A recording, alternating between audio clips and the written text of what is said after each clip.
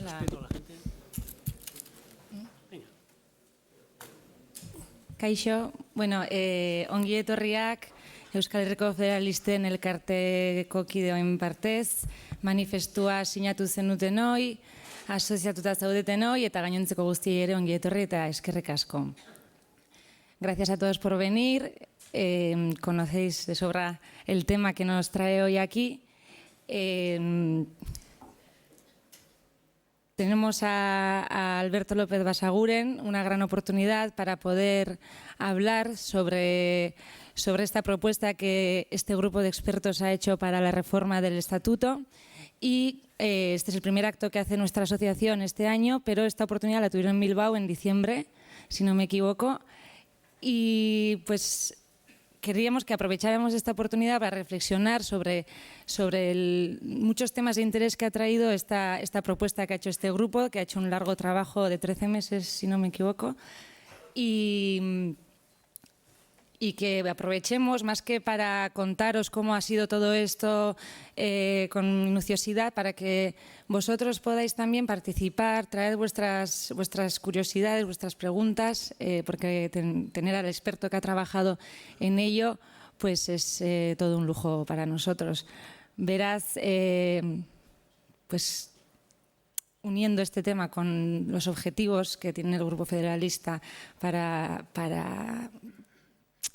fomentar toda esta cultura federalista, pues creemos que esta actividad sea de vuestro agrado también.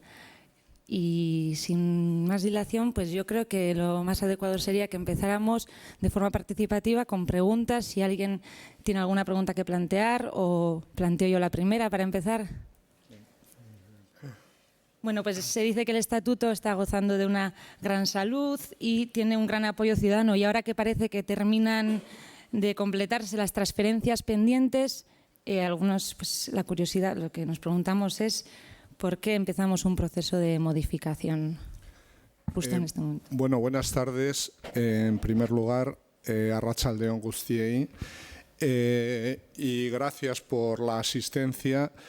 Nuestra pretensión es simplemente pues entrar en un diálogo sobre la propuesta del Estatuto, como decía Joana, y en ese sentido, también como ella os decía, no tengáis ningún problema para intervenir con reflexiones, preguntas, etcétera. En relación con lo que me preguntas, Joana, hay que tener en cuenta que quizás en España se ha instalado una cultura política en la que parece que los textos fundamentales de la convivencia política deben ser intocables. Y hay dos grandes tradiciones en los sistemas democráticos en este sentido, pero la tradición en el ámbito continental europeo en el que nosotros nos situamos es precisamente la de afrontar la reforma de esos textos fundamentales de forma periódica con dos finalidades fundamentales. Una es la de ir ajustando los elementos que integran esas normas de integración política y de configuración política, y a través de ese ajuste periódico de los elementos que integran el sistema político, ir renovando la legitimidad política de ese sistema y el sentido de vinculación de la ciudadanía con ese sistema político.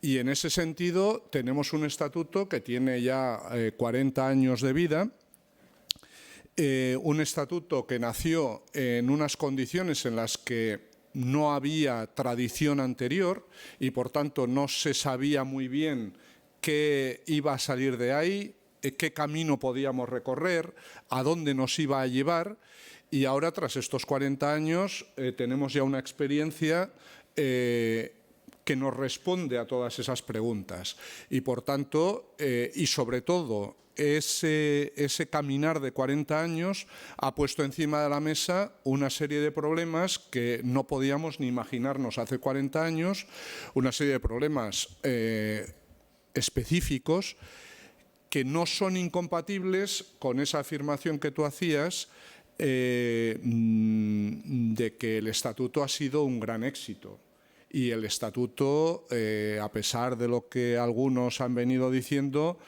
goza de una gran salud, de una magnífica salud, y no tenemos más que contemplar nuestra vida cotidiana en relación con las instituciones, etcétera, para saber que nuestra relación cotidiana es precisamente con instituciones, con poderes que han nacido y se regulan en el Estatuto de Autonomía. Y sobre todo, para terminar con esta pregunta, por una parte, como digo, tenemos que responder o tratar de resolver esos problemas que estos 40 años de experiencia, y es la primera vez que tenemos una experiencia digna de tal mención en el ejercicio del autogobierno. No habíamos tenido el Estatuto del 36, sabéis cómo, cuándo y qué limitadamente y en qué condiciones surgió, y no había otra experiencia de autogobierno digna de tal nombre. Y sobre todo, lo que la reforma del Estatuto nos da la oportunidad es de rehabilitar la vivienda interior, de rehabilitar interiormente la vivienda del autogobierno. En estos 40 años, la Constitución solo se ha modificado 2 veces, sin entrar a discutir su bondad o su maldad, por razones europeas. Pero mientras, una Constitución como la alemana pues, ha tenido cerca de 60 modificaciones. Tenemos, parece, un problema histórico de encontrar los mecanismos para la renovación de nuestro marco institucional. Los estatutos de autonomía, los del conjunto de España, han tenido ya una segunda vida. O sea, prácticamente todos los estatutos de autonomía han tenido una actualización y, sobre todo, se han incorporado los derechos modernos, regulados estatutariamente. Y mientras, en Cataluña hemos tenido lo que tiene que entenderse como un fracaso, la modificación del 2006, tumbada en parte, sobre todo psicológicamente, por el Tribunal Constitucional, y una renovación del Estatuto de Euskadi, el primero que se hizo, nos costó hasta un avión poder presentarlo para ser el primero, que no ha tenido todavía una actualización. Ha habido el intento del 2004 del Plan Ibarretxe y hay este segundo intento, ha habido otros de menor cuantía. ¿Es posible de verdad abordar una modificación del estatuto que mantenga los apoyos iniciales y, a ser posible, los amplíe? Bueno, tal y como había adelantado yo y tú insistes, tenemos evidentemente un problema político en la cultura política española de pensar que no hay que retocar los textos fundamentales. Las mejores tradiciones democráticas en Europa indican precisamente lo contrario, que solo cuando se renuevan y se ajustan de forma periódica consiguen no solo una salud política digna de mención, sino además una vinculación de la ciudadanía suficientemente potente. Preguntas dices si es posible. En los últimos tiempos se afronta muchas veces en relación con la reforma de la Constitución o con la hipotética reforma de la Constitución la cuestión en esos términos. Y se dice, no, es que la reforma de la Constitución es tan difícil que mejor ni intentarlo. Y en ese sentido, yo creo que hay que plantear las cosas de forma distinta. ¿Podemos permitirnos no afrontar la reforma del Estatuto y no afrontar la reforma de la Constitución? Yo creo que si planteamos las cosas así, nos va la vida en ello, le va la vida al sistema democrático el que pongamos el foco sobre la necesidad de la reforma más que sobre las dificultades de la reforma. Esto no quiere decir que seamos unos inconscientes, que no seamos conscientes de las dificultades políticas de la reforma, pero si focalizamos solo sobre las dificultades que tiene la reforma, nunca se hará la reforma. Y yo cada vez tengo más claro, lo vengo diciendo desde hace tiempo, pero el paso del tiempo no hace sino reforzar esta idea. El futuro la pervivencia del sistema democrático en unas condiciones democráticamente saludables, lo tenemos realmente en juego. Y si no ponemos el foco sobre la necesidad de la reforma, probablemente nos encontremos en no mucho tiempo con un problema político tremendo. No hay más que ver lo que ha ocurrido desde 2010, 2012, por poner una fecha, hasta ahora. Si se hubiese puesto el foco sobre la necesidad de la reforma en 2012, igual hoy no estaríamos en la situación política tan penosa en la que nos encontramos. Y cuanto más dejemos pasar el tiempo, mayores dificultades y mayores problemas vamos a tener. Respecto al Estatuto, por entrar en concreto sobre la necesidad de reforma del Estatuto, tú has planteado dos momentos o dos tipos de reformas estatutarias que ha habido hasta ahora. La de los estatutos de lo que en su día llamamos las comunidades autónomas de régimen común o de estatuto normal, de estatuto ordinario. Esas estaban abocadas prácticamente, si el sistema autonómico se desarrollaba con solidez, estaban prácticamente llamadas a una reforma necesariamente.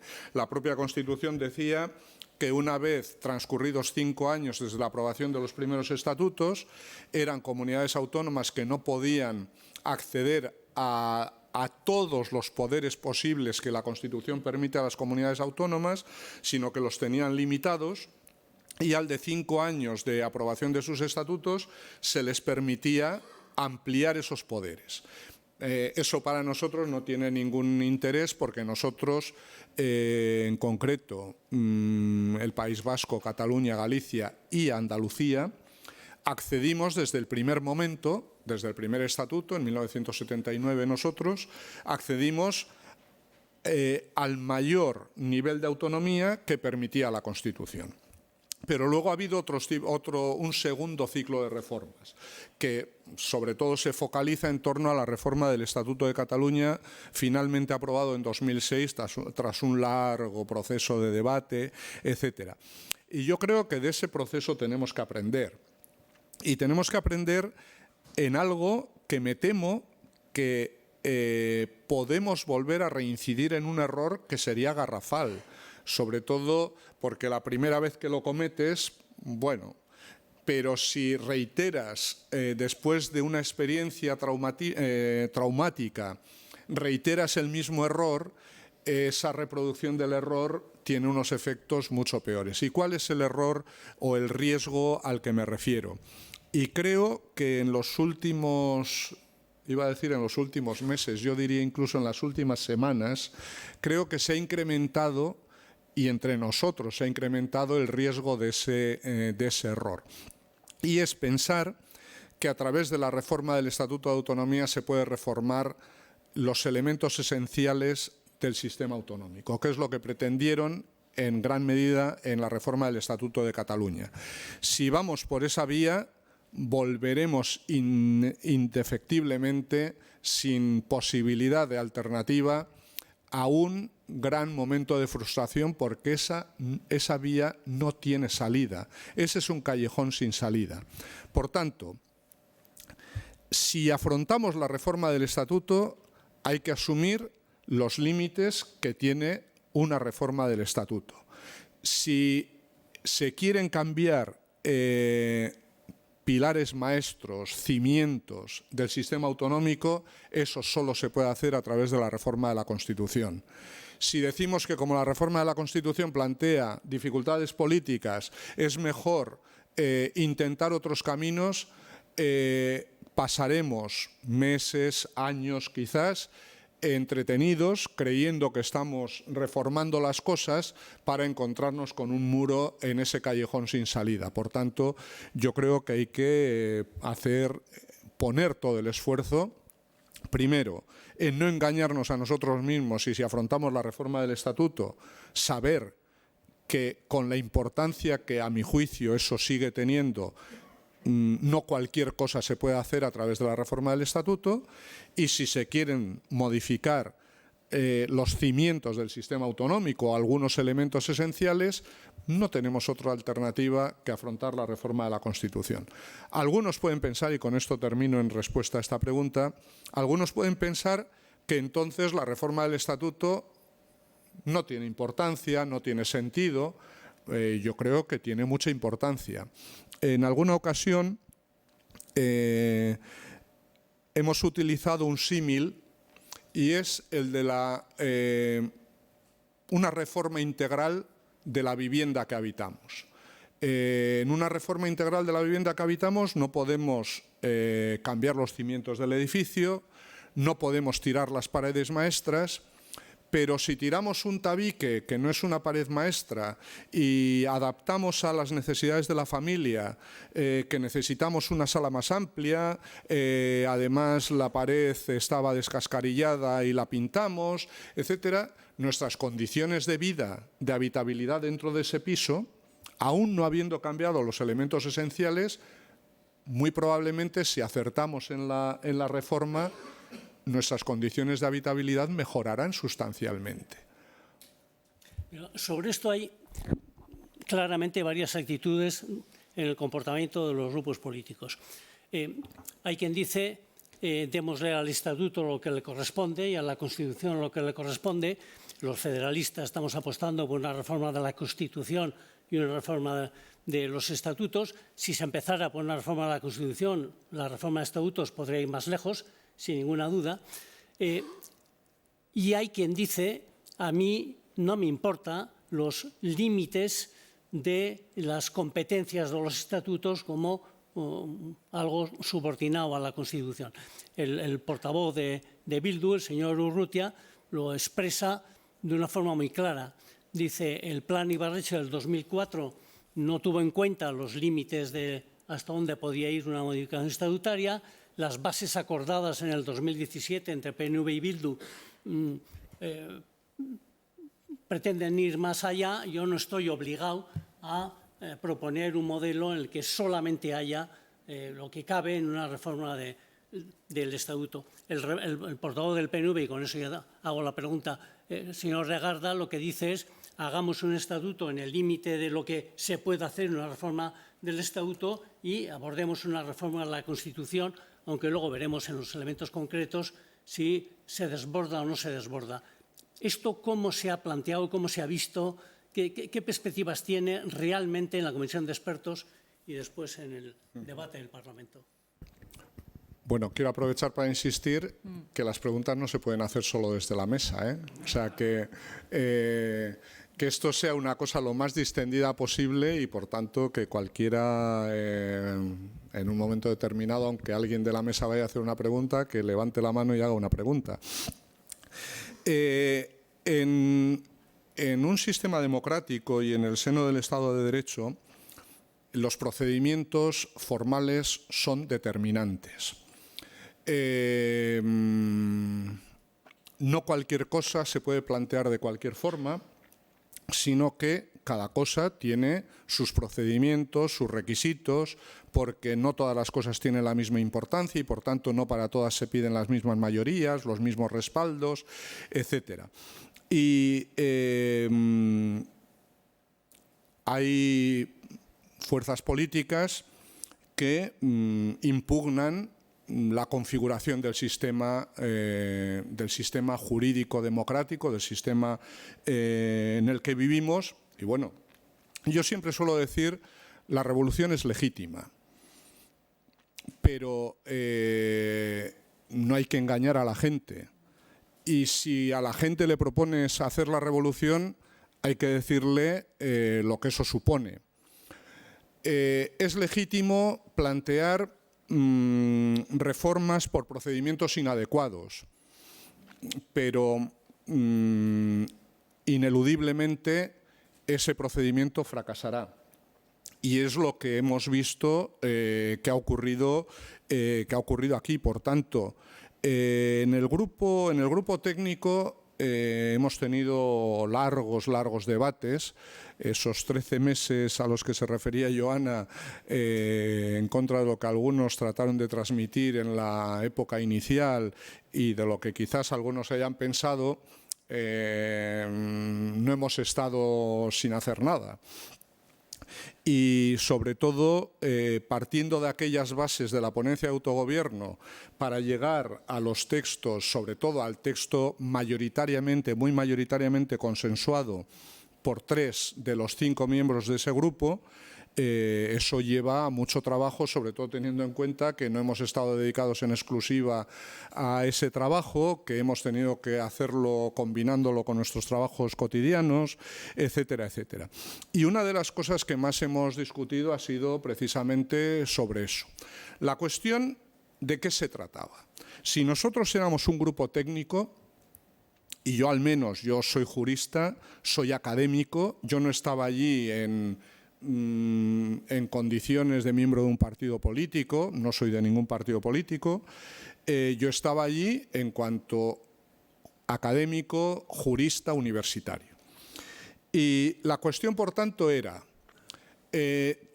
tenemos que seguir, como planteaba alguno, tal y como decía Jorge, tenemos que seguir a rajatabla las bases que ha puesto encima de la mesa la ponencia parlamentaria, o tenemos la responsabilidad de proponer un texto que sea viable jurídicamente y que políticamente coincida con la visión del sistema autonómico y del sistema de autogobierno que tiene quien va a respaldar ese texto. Es decir, se trataba de escribir a instrucciones externas con alguien que te dirige la mano. Entonces, ¿cuál era nuestro papel? Hubo un dirigente político que en una entrevista utilizó un símil y dijo, no, la ponencia lo que ha hecho es encargar a un grupo de arquitectos que desarrolle los planos de las bases que nosotros hemos puesto encima de la mesa. No hay arquitecto responsable que sea capaz de decir, como a mí lo que me han puesto encima de la mesa, quien me ha dado la orden, es un edificio de estas características, yo hago los planos y luego si el edificio se cae, no es mi responsabilidad. No, la responsabilidad es de quien firma los planos. Si yo firmo unos planos y luego ese edificio se cae, la responsabilidad es mía. Yo seré el responsable de las personas a las que atrape ese edificio que se derrumba. Por tanto, creo que ha habido quienes han pretendido hacer lo que desde mi punto de vista era una literatura solo aparentemente jurídica, pero que era una reclamación política. Si lo que se pretende es hacer un texto de reclamación política, técnicos, juristas, académicos, no tenemos ningún papel que cumplir. Para eso ya están los partidos políticos. Y si quieren hacer una propuesta que no tenga ninguna viabilidad jurídica, pero quieren plantear un reto político, que lo hagan tranquilamente. Pero entonces no se llama a un grupo de arquitectos a que firmen los planos. ¿Para qué? Para decir, no, hay arquitectos que dicen que esto es edificable y por tanto nosotros lo edificamos, pero luego si se cae, fueron los arquitectos los que dijeron que era edificable. Yo creo que esto es lo que hay que aclarar. Primero, y no quiero alargarme en la respuesta, el mandato que a nosotros nos dieron era el de redactar y cito literalmente, borrador inicial. Por tanto, cuando algunos han dicho, bueno, pero es que sí, el 80% más o menos, yo no he cuantificado, pero el 80% están de acuerdo, pero luego hay discrepancias. Bueno, es que a nosotros nos pidieron un borrador inicial, a nosotros no nos pidieron un texto final para tramitarlo directamente al Pleno de la Cámara. Si nos hubiesen dado ese mandato, en otras condiciones, quizás con algo más de tiempo, probablemente yo más bien apostaría, suelo perder las apuestas, pero yo apostaría a que los 3 que suscribimos ese texto hubiésemos sido capaces, si a nosotros nos piden un documento final definitivo para ser tramitado directamente, creo que los tres hubiésemos llegado a un acuerdo de un texto en esas condiciones. Pero a nosotros nos pidieron un borrador inicial. Quiere decir que luego eso iba a tener los partidos, los representantes de los partidos, los representantes parlamentarios, etcétera, etcétera, iban a meter luego trabajo. Nosotros les teníamos que desbrozar el camino. Hombre, si les damos desbrozado el 80% y las discrepancias fundamentalmente son 3 cosas o 4, de las que al menos 2 son estrictamente políticas y de confrontación política, estrictamente política entre partidos, hombre, tan mal trabajo no parece que hayamos hecho. Borrador inicial de un proyecto de reforma del Estatuto de Autonomía. No nos pedían de reforma de la Constitución, no, de reforma del Estatuto. Y por tanto, finalmente, entre 3 al menos imperó ese criterio y eso es lo que permite ese texto a 3 con pequeñas o puntuales discrepancias, con mayor o menor importancia política, pero fundamentalmente. Y lo que me gustaría para terminar es decir, bueno, se ha puesto el foco, tanto por los partidos como por los medios de comunicación, en esas cuestiones estrictamente políticas de discrepancia. Creo que eso ha tenido un efecto negativo en que ha dejado en sombra todo el resto, que es lo que nosotros podíamos aportar. Nosotros no podíamos aportar una propuesta que pusiese de acuerdo a los partidos en un tema en el que hay una discrepancia política irreconciliable entre ellos. Pero sí podíamos llegar a acuerdos en todo lo demás. Y el autogobierno, les guste a unos más, a otros menos, se va a decidir en esa parte que hemos acordado y que ha quedado en sombra. Por tanto, a mí lo que me gustaría es que se pusiese un poco de luz por parte de los partidos políticos en esa parte que nosotros hemos aportado. Pero bueno. Yo no sé si alguien se anima, norbaitek galderaren bat egin nahi duen. Si no, sigo preguntando. Mira, ya. ¿Hay micrófono en la sala? Sí. Ah. Oye, manteniendo el símil del proyecto de reforma, pues creo que todos más o menos seremos conscientes de que realmente ahora estamos aquí hablando del nuevo estatus de Euskadi, pero que realmente lo que está al pil es la reforma de otra vivienda o la rehabilitación integral de otra vivienda. Porque si en el trabajo que habéis hecho en el País Vasco ha sido posible consensuar entre 3 al menos esa reforma interior de la vivienda, parece, y ya me permitís que hable de Cataluña, que en Cataluña una reforma interior no sería suficiente. Da la impresión de que sí sería necesaria una rehabilitación integral e inevitablemente una reforma constitucional. ¿Hasta qué punto en esa comisión de expertos el eco catalán ha tenido alguna incidencia o cómo ves, incluso me atrevo a preguntarte, cómo ves el tema de la reforma, rehabilitación en el caso catalán, ¿no? A ver, bueno, ahí en esa pregunta de intervención hay varios elementos y yo creo que de importancia. Empezando por casi lo que preguntabas al final sobre el eco. Yo creo que el eco del asunto catalán, o como queramos llamarlo, creo que lo mismo que en la sociedad vasca, también dentro del grupo técnico ha jugado un papel no en el sentido imitativo, sino precisamente en el sentido de advertencia.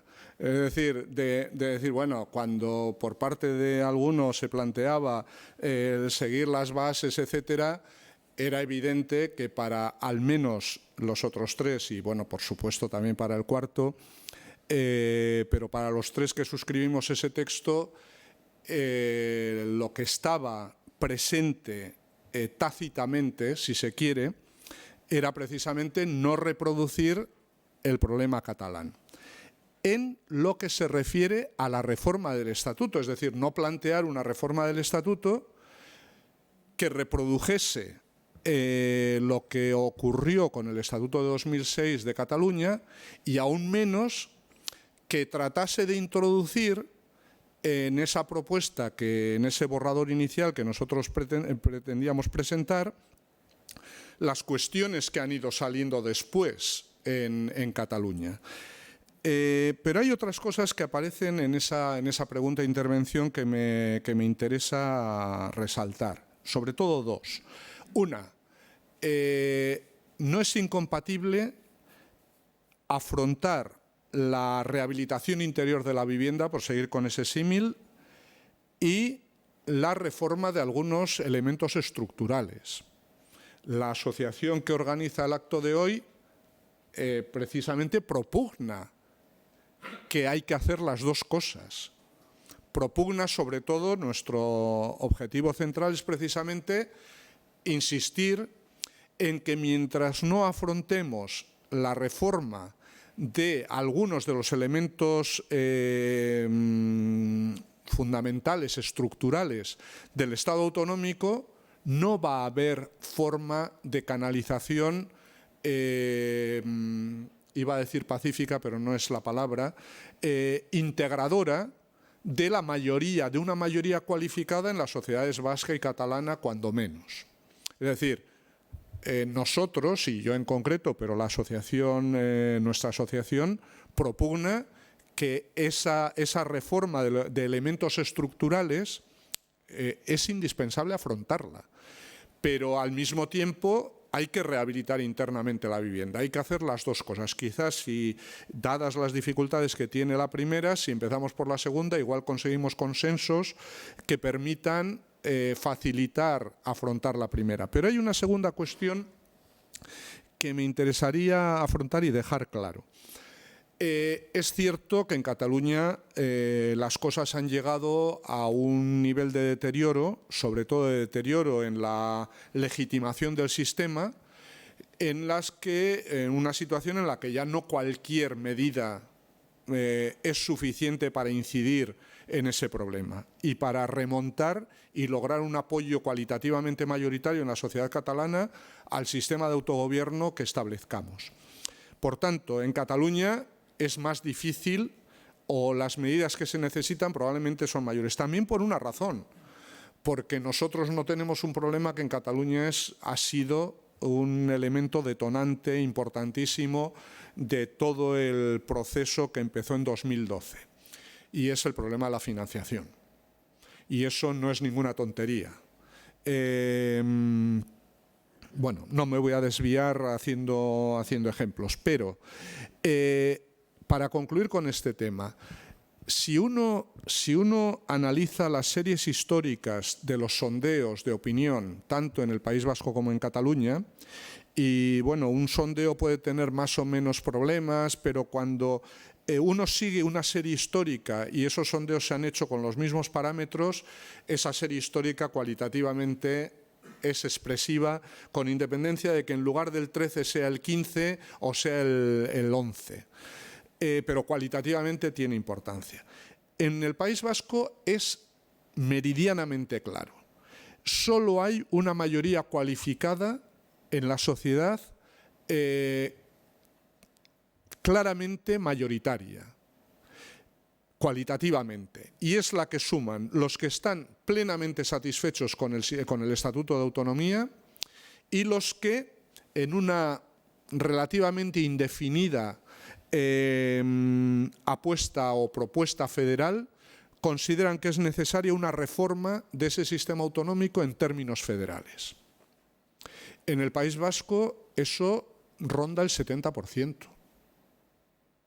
No estamos hablando de ninguna tontería. Quiere decir que, por tanto, esa vía de esa reforma de algunos elementos estructurales, aquellos que han puesto de manifiesto los problemas, es la única que parece, en principio, capaz de conseguir ese respaldo cualitativamente mayoritario de la sociedad vasca. Y en Cataluña, aunque en los últimos tiempos las cosas se habían deteriorado, también ocurre lo mismo. La única mayoría cualificada clara que se puede conseguir en Cataluña es la que suman los que están de acuerdo, están satisfechos con el Estatuto de Autonomía y los que reclaman una reforma federal. En Cataluña eso se ha debilitado en los últimos tiempos, pero es la única que supera claramente el 50% de apoyo ciudadano. Por tanto, cualquier observador externo, y eso es lo que cuando uno se mueve en ámbitos académicos europeos, una de las dos cosas, y en España la mayoría del sistema político no lo ha entendido o no ha querido entenderlo, uno de los elementos que llaman la atención y no se entiende, es decir, bueno, con estos elementos así, ¿cómo el sistema político español ha respondido desde la parálisis, desde la falta absoluta de ninguna propuesta, de la incapacidad de poner un tablero alternativo encima de la mesa para decir no, aquí no se va a jugar a las damas como pretenden los independentistas catalanes, sino que aquí se va a jugar al ajedrez, que es lo que planteamos nosotros. Y si se plantease jugar al ajedrez, es decir, la reforma constitucional del sistema autonómico, hay mayoría para ello. Por tanto, lo que no se entiende en Europa o fuera de Europa es el empecinamiento en responder desde la parálisis y desde la falta de alternativas desde el sistema político español.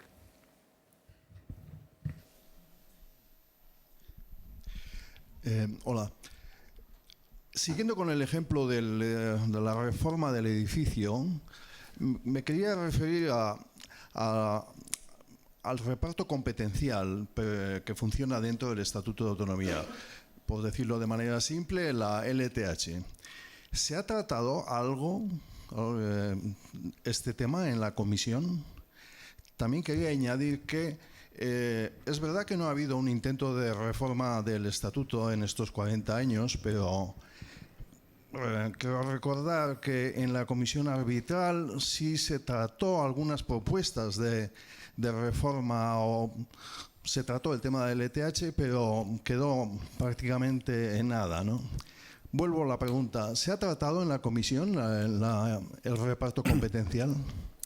A ver, la reforma, el Estatuto de Autonomía, en términos federales, es la Constitución territorial, una Constitución territorial subordinada a la Constitución federal o Constitución del Estado, pero es una Constitución territorial. Por tanto, ¿cuál es el objeto en los sistemas federales? Si es a grandes rasgos o grosso modo es aplicable a nuestro sistema, hay una peculiaridad nada más que no creo que tiene sentido ahora que nos perdamos en ella. ¿Cuál es el objeto de las constituciones territoriales? Las cuestiones esenciales en todo sistema federal están ya determinadas como límite en la Constitución federal. Por tanto, la Constitución territorial tiene un objeto que es la articulación interna de ese territorio, la articulación institucional, etcétera, etcétera, qué derechos, qué tal. Es decir, la configuración interna de esa vivienda a la que me refería antes.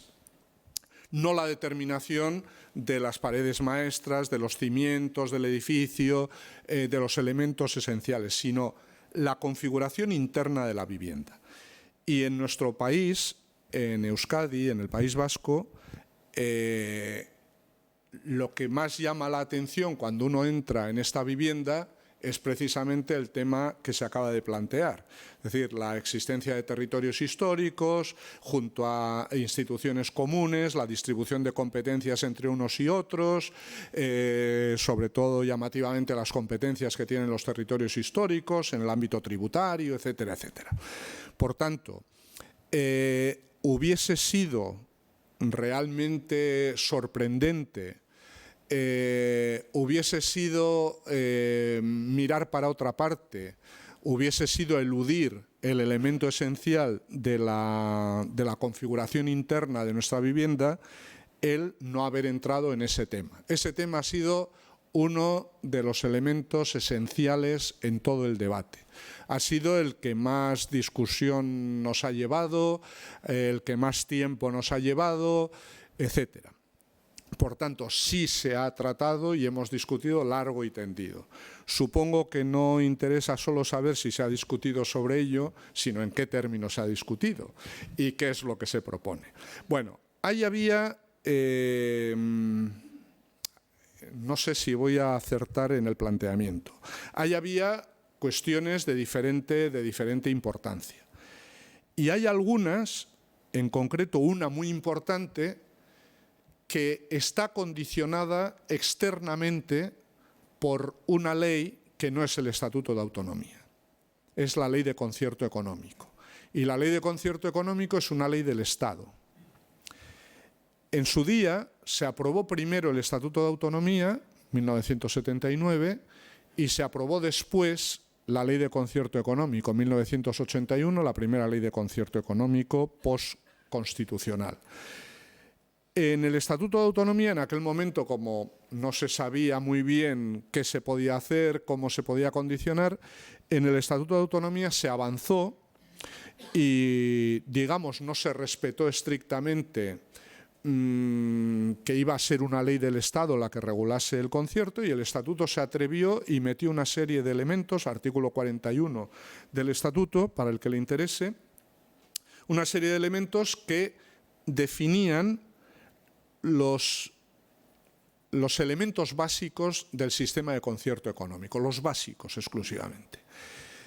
Eso se hizo también en relación con algunas cuestiones que la Constitución reservaba a leyes orgánicas del Estado. El Estado podría haber dicho, bueno, a mí no me condiciona lo que diga el Estatuto, la competencia es del Estado tanto para regular el concierto como para regular la ley orgánica del Tribunal del Poder Judicial u otras leyes orgánicas, pero en aquel momento, desde luego, la opción que había hecho el Estatuto era una perfectamente posible. Y el Estado, muy mayoritariamente, muy ampliamente, respetó lo que decían los estatutos de autonomía sobre cuestiones que no les correspondía decir, y en esas leyes del Estado, tanto leyes orgánicas como en la ley de concierto, que es lo que ahora nos interesa, el Estado asumió lo que decía el Estatuto y desarrolló en esa dirección. Y el Estatuto de Autonomía, y por tanto también la ley de concierto económico, dicen una cosa que es muy importante, entre otras muchas que también son muy importantes. Dice que la regulación de los tributos, es decir, de los impuestos, la regulación de los tributos que corresponden por el régimen de concierto económico a la Comunidad Autónoma del País Vasco, su regulación, gestión, exacción de impuestos, etcétera, corresponde a los territorios históricos. En concreto, las diputaciones forales, que es ante quien hacemos la declaración de la renta todos, y algunos harán el impuesto de sociedades y otros impuestos. Bueno, la ley de concierto económico, por tanto, dice ya eso. Algunos, desde aquel momento, nos pareció mal esa opción y seguimos pensando que no es una buena opción. Creemos que la regulación de los tributos en la Comunidad Autónoma del País Vasco debiera ser homogénea, somos un territorio minúsculo, debiera ser homogénea y debiera corresponder a las instituciones comunes de la Comunidad Autónoma, es decir, leyes del Parlamento Vasco y no normas forales de las comunidades de los territorios históricos. Pero claro, plantear la reforma del Estatuto de Autonomía, estoy ahora justificando mi posición, por si no se habían dado cuenta, o bueno, si no os habéis dado cuenta. Plantear esa cuestión, decir nada. Nosotros ahora en el Estatuto decimos que la regulación tributaria corresponde a las instituciones comunes. Yo voy a hablar aquí, estoy dispuesto a arrostrar las consecuencias de hablar con absoluta transparencia.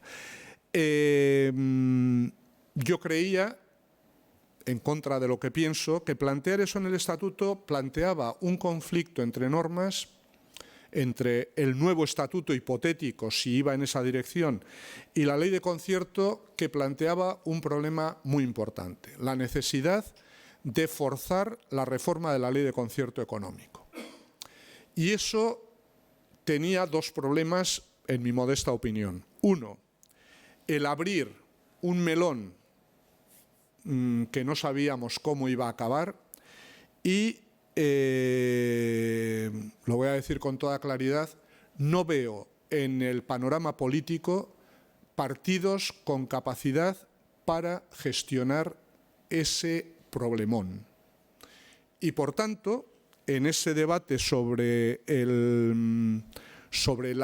la organización interna entre territorios históricos e instituciones comunes, yo asumí, si no hubiese habido posibilidad de acuerdo, yo hubiese mantenido mi posición ideal y yo hubiese mantenido mi voto particular diciendo nada. La regulación tributaria, tiene que ser competencia de las instituciones comunes. Cuando vi que había posibilidad realmente de llegar a un acuerdo y de modificar, a mi juicio, de forma cualitativamente importante, la regulación interna en las relaciones entre instituciones comunes y territorios históricos, yo creí que, claro, en un consenso cada uno tiene que poner encima de la mesa alguna cesión. Y yo creí que la cesión que debía poner era esa.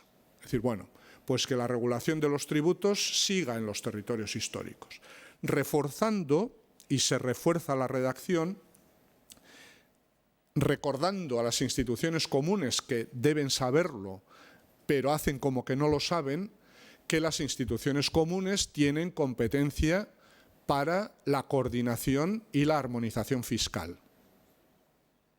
Cuando ha habido dos problemas entre nosotros, con desarmonización fiscal, las instituciones comunes han mirado para otra parte.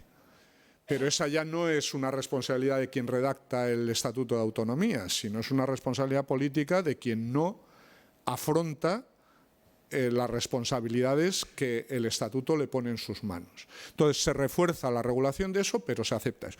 Y a cambio de eso se ha dado una importante vuelta de tuerca, a mi juicio, en racionalizar las relaciones entre territorios históricos y instituciones comunes.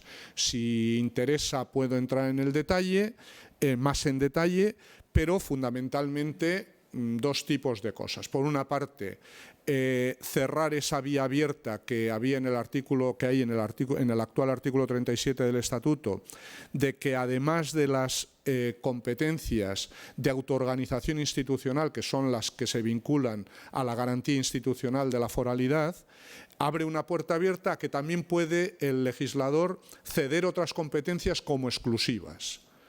Y ahí se cierra esa vía, y las competencias que puede ceder en las instituciones comunes, es decir, el Parlamento en lo que es la LTH en la actualidad, solo podrán ser de desarrollo normativo y ejecución, lo que supone un cambio cualitativo importante, y es que en todas las materias, salvo en las de autoorganización institucional, tendrá que haber cuando menos una ley básica de la comunidad autónoma en todas esas otras materias.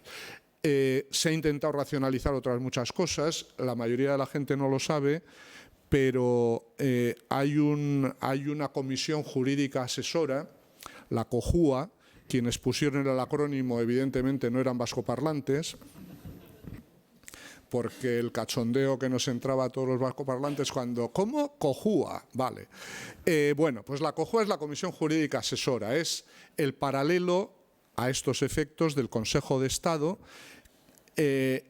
Toda la regulación reglamentaria, todas las normas reglamentarias de la comunidad autónoma tienen que ser previamente sometidas a informe de ese órgano para que el Gobierno pueda aprobar un decreto, etcétera, etcétera. Pues bien, no voy a entrar ahora en la crítica de cómo se configura la COJUA en la comunidad autónoma, que tiene tela, pero cada territorio histórico tiene su propia COJUA. Con funcionarios de su propia casa, a los que durante los años que están en la COJUA les libera de la dependencia jerárquica, pero que luego vuelven a depender de aquel de quien durante ese tiempo no han dependido. Es decir, uno sabe, si está en la COJUA es muy independiente, pero sabe que volverá a depender de aquel de quien ha pretendido no depender. Bueno, esto, dicho en Román Paladino, esto es un poco cachondeo. Entonces, ese tipo de cosas, hay muchas de ese tipo, se intentan. Por tanto, concluyendo, la cuestión de territorios históricos, etcétera, ha sido un elemento central en el debate, no el único, pero ha sido un elemento central en el debate en ese grupo técnico.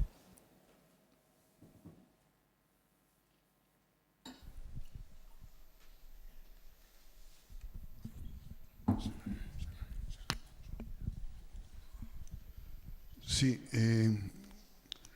Alberto, en este debate sobre las reformas estructurales del edificio común, en los últimos años y sobre todo en los últimos meses, algunos partidos, sobre todo algunas significativas personas, vienen insistiendo en que los estatutos de autonomía o las diferentes interpretaciones de las competencias o lo que se quiera están dando lugar a una creciente diferencia de derechos entre los ciudadanos del Estado español.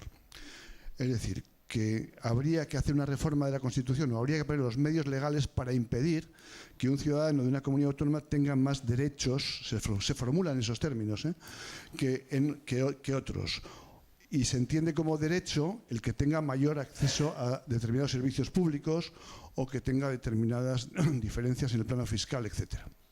A mí me parece que esto es tanto, si se pretende avanzar hacia una uniformización de eso que algunos llaman derechos y otros llaman acceso a servicios públicos, si se pretende avanzar por ahí, yo creo que es la negación de la política, específicamente de la política económica y, bueno, dentro de la política económica, de la política fiscal, porque la política monetaria es de la Unión Europea, ¿no? Yo creo que es evidente que en cada comunidad autónoma hay partidos de izquierdas, de derechas y de medio de izquierda, medio derecha y medio centro. Y hay gente que prefiere que en su comunidad autónoma opta por que la sanidad esté privatizada o la privatiza y genera unos problemas de acceso de la población a la salud pública diferentes que otros que deciden invertir más en sanidad. Hay algunas fuerzas políticas que pretenden hacer una política de becas más avanzada y dar más facilidades a la gente, y hay quienes lo impugnan ante un tribunal constitucional para que esas becas no puedan prosperar. Yo no soy tonto y soy consciente de que el concierto y las ventajas fiscales, que tiene, bueno, la autonomía fiscal, mejor dicho, de las diputaciones vascas y del gobierno vasco, permite en algunos casos hacer más cosas o ir más lejos porque hay más dinero. Pero eso no es toda la explicación, eso es una parte de la explicación. Otra parte de la explicación responde a diferencias de alternativas de política económica, de formas distintas de ver la sociedad, de formas distintas de entender cuáles son los derechos de la ciudadanía, de formas distintas de gastar el dinero, de preferir dar dinero más para unas cosas y menos a otras, de no gastar en determinados proyectos faraónicos que en algunos lugares han acabado abandonándose y han costado cientos de millones que podrían haberse dedicado a la sanidad. Es decir, que yo creo que hay un intento, sobre todo desde sectores de la derecha, de utilizar un artilugio jurídico como es el derecho de los ciudadanos a ser iguales para que desde posiciones más avanzadas no se pueda ir más lejos en la prestación de servicios sociales o en la defensa del acceso a servicios públicos por parte de la gente, ¿no? Entonces a mí me da la impresión, y me gustaría conocer tu opinión como jurista, de que ese intento de armonización no está en el fondo siendo más, no es algo que beneficiaría, aunque se hable en nombre de la izquierda, aunque se formula en nombre de la izquierda todos somos iguales, al final lo que acaba es por limitar a los gobiernos autónomos o municipales en algunos casos, ¿no? que con su dinero quieren ir más lejos, porque los que defienden que haya menos servicios públicos o que sean más de tipo privado no se verían afectados por esas declaraciones generales de que todos somos iguales, ¿no?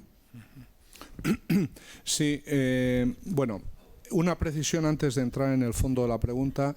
No sé si te referías, con el tema de las becas ha sido una sentencia del Tribunal Supremo que, bueno, que a muchos nos ha... Bueno, el Tribunal Supremo, como ya ha puesto de manifiesto en otras ocasiones y sobre todo como puso de manifiesto en la época inicial, parece no haber entendido qué es un Estado autonómico. Pero bueno, hay diferentes modelos de federalismo.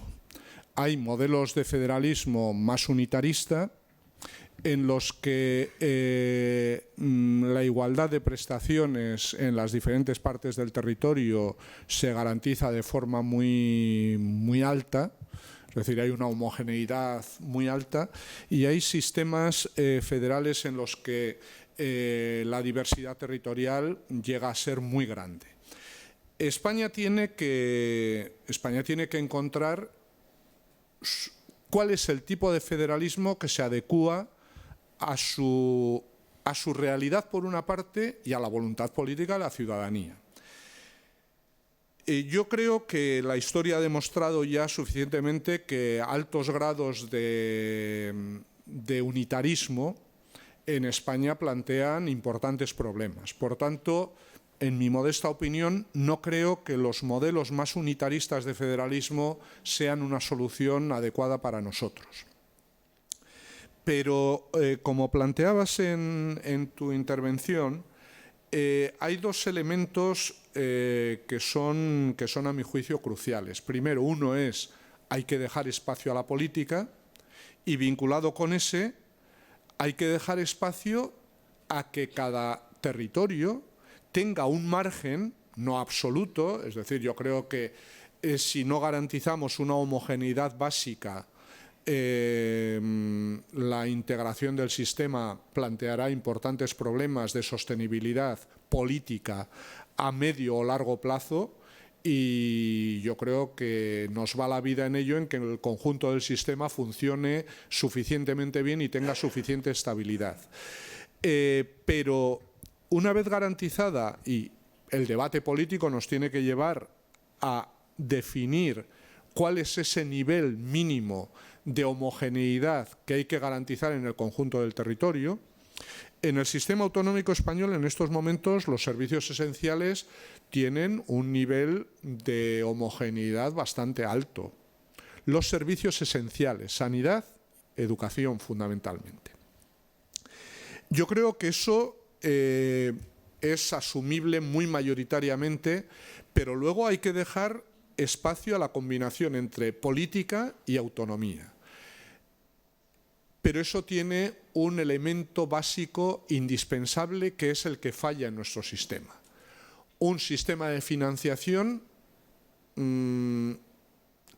suficientemente inatacable, suficientemente incontestable, suficientemente sólido, homogéneo, adecuado. Si se garantiza, y por ahí vienen la mayor parte de nuestros problemas, los desastres continuos, reiterados, que ha habido en cada reforma del sistema de financiación de las comunidades autónomas de régimen común. Y los responsables son los partidos políticos en el momento final. En la reforma de 2006-2009 iba muy bien. Por fin todos los especialistas, muy mayoritariamente, coincidían en que esta vez sí el sistema es coherente, tiene homogeneidad, tiene solidez. Por supuesto, unos pueden reclamar más autonomía financiera, otros menos, pero el sistema, y en la negociación final de los partidos políticos, se empiezan a meter nuevos fondos para que nadie salga perdiendo, y se da una paradoja, que los especialistas coinciden en que el problema del sistema de financiación es que está mal calculado el año cero de coste de los servicios esenciales. Y entonces eso es lo que no se puede cambiar. Pero entonces, si no cambiamos eso nunca, porque nadie puede salir relativamente perjudicado, nunca resolveremos el problema. Yo paso muchos fines de semana, vacaciones, etcétera, en Cantabria.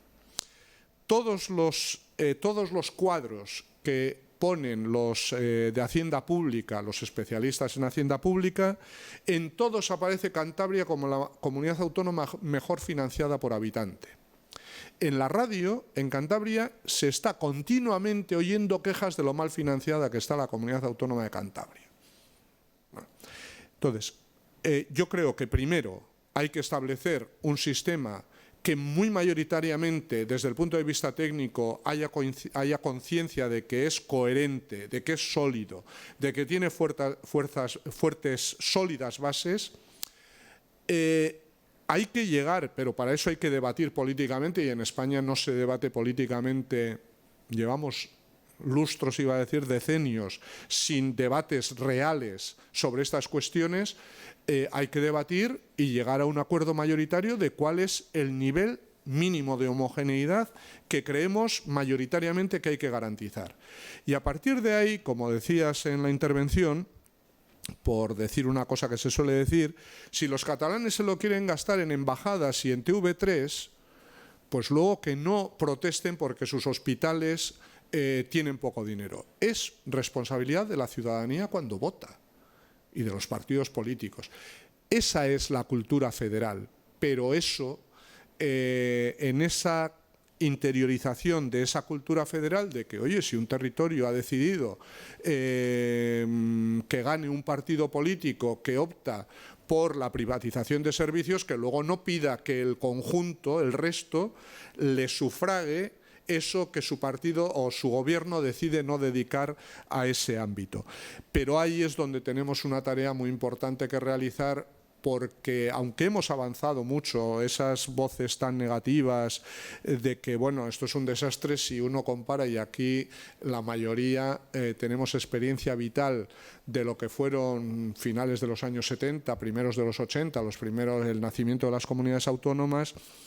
No sé si coincidiréis conmigo, pero yo creo que, bueno, que se ha avanzado mucho en esa conciencia autonómica en territorios que antes nadie hubiese dado. La España de 1979, desde ese punto de vista, y la España de 2020, yo creo que podemos ver la gran distancia recorrida.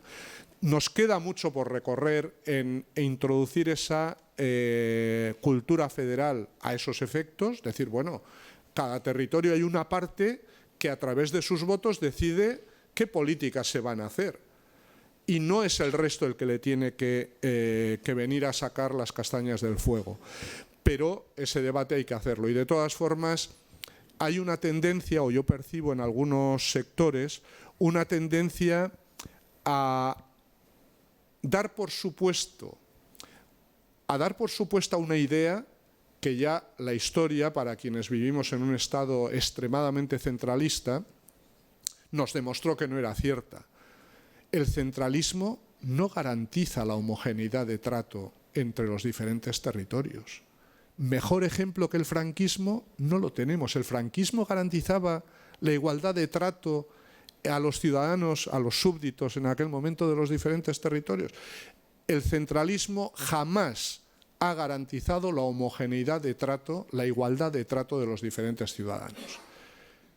Y, por tanto, tendremos que decidir qué tipo de federalismo es el que tiene en España un respaldo cualitativamente mayoritario. Y ahí tenemos un arco relativamente amplio, muy amplio, desde los sistemas más centralizados, que garantizan a un nivel mucho más elevado la igualdad, hasta los más descentralizados, en los que la diferencia de trato puede llegar a ser muy grande, pero porque en cada territorio deciden a qué dedican el dinero del que disponen. Y disponen de un dinero, en principio, dentro de unos márgenes relativamente estrechos, al menos en algunos sistemas federales, de igualdad de disponibilidad o de cercanía en la disponibilidad de recursos por habitante. Y luego, cada uno que decida. Sí. Hola, buenas noches. Una pregunta, una duda que a lo mejor no sé ni hacerte bien la pregunta, pero lo voy a intentar. Si no, me la haces tú. Tiene que ver con Cataluña. Lo que uno oye todos los días desde hace años, argumentos de una parte, de otra, e intenta encontrarles sentido. Hay algo que los independentistas catalanes ponen como referencia, que es el estatuto malogrado. Entonces yo creo que la sucesión de hechos, ahí es donde seguramente tú me vas a corregir cosas. Creo que, en fin, se elabora un estatuto, se vota en el Parlamento catalán, de allí pasa al Parlamento español, se aprueba y creo que se vota en Cataluña. Creo. Y después de todo ese proceso hay un recurso del Partido Popular al Constitucional. Y yo pregunto, ¿hubiera sido igual la historia si no se votara un estatuto o una ley de esa importancia, de esa envergadura, sin haber pasado por el Tribunal Constitucional? Has hecho bien la pregunta, has planteado bien el tema, pero hay en conexión con eso, una segunda cuestión que no has planteado y que voy a intentar sacar yo. Respecto a lo que planteas, la Constitución establece en el artículo 152, 151, 152, 151 en este caso sobre todo, cuál es el procedimiento de aprobación de los primeros estatutos de los de nivel más alto. Es decir, los que afectaron a Cataluña, País Vasco y Galicia por la disposición transitoria segunda y a Andalucía porque forzó el 151. Y ahí dice cuál es la sucesión y el referéndum es anterior a la elevación a las Cortes para su aprobación como ley orgánica. Pero a continuación dice, una vez que ya hay un estatuto, ese estatuto regulará la forma de su reforma, el procedimiento de su reforma. Y entre el Estatuto del País Vasco y el Estatuto de Cataluña, que el Estatuto del País Vasco copió todo lo del Estatuto de Cataluña, pero hay una divergencia. El Estatuto de Cataluña mantiene el mismo sistema, se somete a referéndum una vez que lo aprueba el Parlamento de Cataluña y luego pasa a las Cortes para su... previamente está la negociación en la Comisión Constitucional del Congreso, pero en cualquier caso el sometimiento a referéndum es anterior a la aprobación como ley orgánica por las Cortes. Sin embargo, el Estatuto de Autonomía del País Vasco, más inteligentemente, yo no sé si fueron conscientes o fue pura chamba, pero se ha demostrado más inteligente, dice que solo se someterá a referéndum después de su aprobación por las Cortes Generales y luego se formaliza como ley orgánica. El problema en el Estatuto de Cataluña es que se somete a referéndum un texto que aprueba el Parlamento de Cataluña después de negociado en la Comisión Constitucional del Congreso, pero antes de que pase el procedimiento, antes del procedimiento real de aprobación. Y el problema en el Estatuto de Cataluña es que posteriormente a ser aprobado como ley orgánica se presenta el recurso. Los recursos de forma general son siempre recursos a posteriori. Es decir, una ley entra en vigor y se recurre una vez que ya está en vigor. Y hay una presunción de constitucionalidad de todas las leyes que aprueban los parlamentos. Solo si el Tribunal Constitucional dice que algo no es constitucional, pero salvo esa prueba en contrario, hay una presunción de constitucionalidad. Y lo que ocurrió es que el Tribunal Constitucional declaró inconstitucionales normas que habían sido aprobadas por el Parlamento de Cataluña, aprobadas por las Cortes Generales y aprobadas en referéndum por el electorado de Cataluña. Y por tanto entró en vigor en 2006 el estatuto, pero finalmente el estatuto que ahora está en vigor se dice que es un estatuto que ha sido mutilado y que por tanto tal y como está ahora no ha sido aprobado, no es el que fue aprobado en referéndum por el electorado de Cataluña.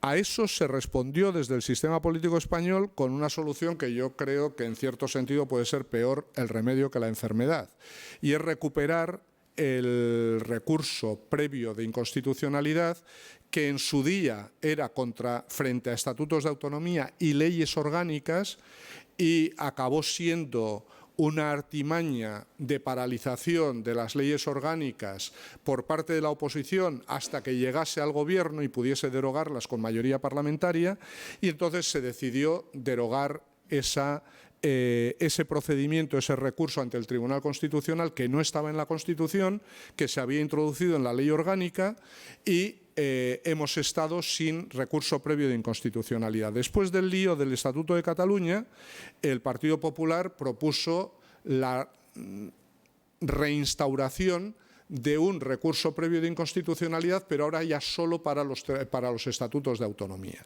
Por tanto, se intentaría por esa vía solucionar el que no pueda someterse a referéndum un estatuto si no ha sido previamente abierta la posibilidad de que sea recurrido de forma previa y por tanto se pronuncie previamente el Tribunal Constitucional. Bueno, un lío, he intentado resumirlo de la mejor forma, pero al intentar resumirlo no lo he explicado de la mejor forma posible. La cuestión La cuestión que a mí me preocupa más que ese procedimiento formal, etcétera, es si el Estatuto de Cataluña, tal y como salió de las Cortes Generales, si no hubiese intervenido el Tribunal Constitucional, si ahora tendríamos el problema resuelto o no. O si se hubiese acabado creando el problema que se ha creado en Cataluña o no. Aquí estamos haciendo un poco de hipótesis ciencia-ficción, pero bueno, yo la voy a hacer. Yo creo que el Estatuto de Cataluña y la sentencia del Tribunal Constitucional no tiene un problema de fondo. La sentencia del Tribunal Constitucional respecto al Estatuto de Cataluña no plantea, desde mi punto de vista, grandes problemas de fondo, pero sí plantea un gran problema de lenguaje y de actitud, de delicadeza. Hay un principio en los sistemas federales que se llama de diferente forma según la tradición anglosajona o la tradición germánica, que es lo que podríamos traducir, o lo que yo he traducido en castellano, como deferencia federal. Federal Committee, dicen en los sistemas anglosajones, en Alemania se dice no me sale ahora el término, y en Suiza se dice Bundesfriede, es deferencia federal. ¿En qué consiste la deferencia federal? Y es lo que yo he criticado, que no se aplicó en la sentencia del Estatuto de Cataluña y, a mi juicio, debiera haberse aplicado. Me da la impresión que en el Tribunal Constitucional no conocían mucho de esto. En estos sistemas, por ese principio de deferencia federal, las normas de las constituciones territoriales, es decir, lo que entre nosotros es un Estatuto de Autonomía, no se declaran inconstitucionales voy a decir una cuestión técnica, si hace falta ahora lo explico, en un control abstracto de constitucionalidad. Control abstracto es ese que se plantea cuando se entra en vigor una ley y se impugna la ley, cuando todavía no se ha aplicado. Un control concreto e incidental de la constitucionalidad de una norma se produce cuando esa norma se aplica en concreto, su aplicación afecta a una persona, pongamos por caso, esa persona considera que el efecto de la aplicación de esa norma es contrario a la Constitución y entonces plantea el recurso. Es decir, los dos modelos son o bien de forma abstracta, diciendo, hombre, pues si esta norma se aplicase así, claro, sería contraria a la Constitución, o el control concreto. Esta norma se está aplicando aquí, analizamos cuál es el efecto de su aplicación y entonces el tribunal dice, pues es constitucional, ningún problema. O dice, es inconstitucional porque lo estamos viendo en su aplicación práctica. En el primer caso, que es lo que se hizo con el Estatuto de Cataluña en la sentencia de 2010, es un control abstracto. Todavía no se habían aplicado las normas ni se estaba analizando el efecto concreto de esas normas. Hizo una abstracción el Tribunal Constitucional diciendo, no, pues esta norma tiene que significar tal y claro, si significa esto tendría que tener estas consecuencias y entonces es constitucional o no es constitucional. En esos recursos, en los sistemas federales, de acuerdo a ese principio, nunca se entra a decir esta norma de la Constitución territorial es inconstitucional. ¿Por qué? Porque se considera que el Estatuto de Autonomía, por utilizar nuestra terminología, es una norma política de tal trascendencia y de tal significación que solo se puede entrar a declarar la inconstitucionalidad de alguna de sus normas cuando se ve que en la aplicación concreta efectivamente produce efectos contrarios a la Constitución. Un ejemplo para que se entienda más fácil. Si algunas normas que el Tribunal Constitucional declaró inconstitucionales en el Estatuto de Cataluña se hubiesen dejado sin declarar inconstitucionales, si el Parlamento de Cataluña aprueba una ley diciendo el Estatuto me habilita a hacer esta ley en estos términos, y al aplicar esa ley se ve que tiene efectos inconstitucionales, entonces sí se puede declarar inconstitucional esa norma. ¿Qué es lo que pone de manifiesto? No sé si he liado mucho las cosas o si me he extendido demasiado.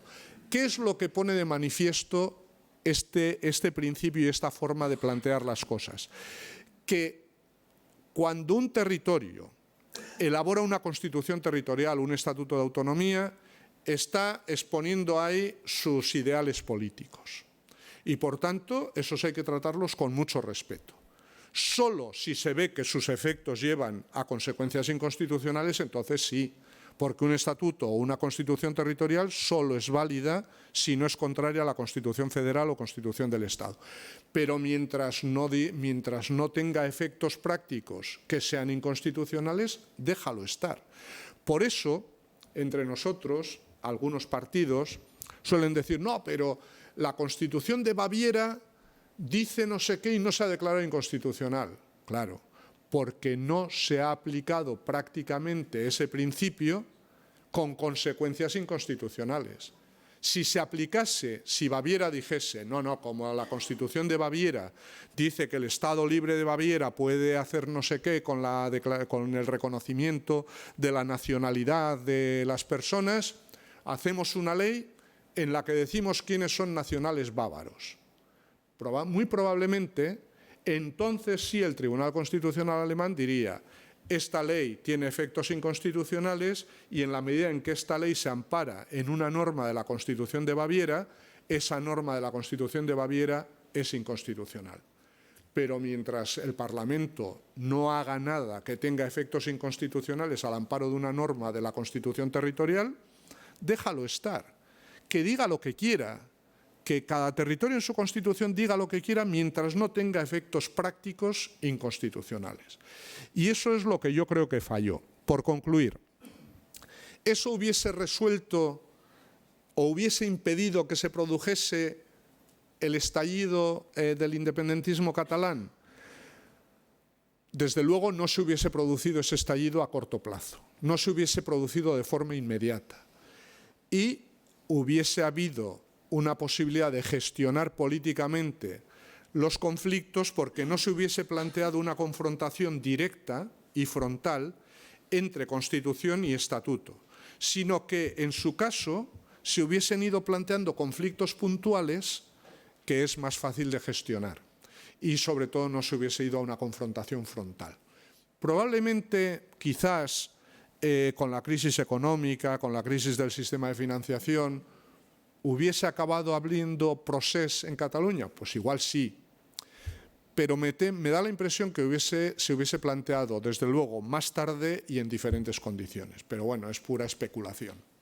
Bueno, una pregunta para ver la calidad y la cualidad del trabajo que habéis hecho en la comisión.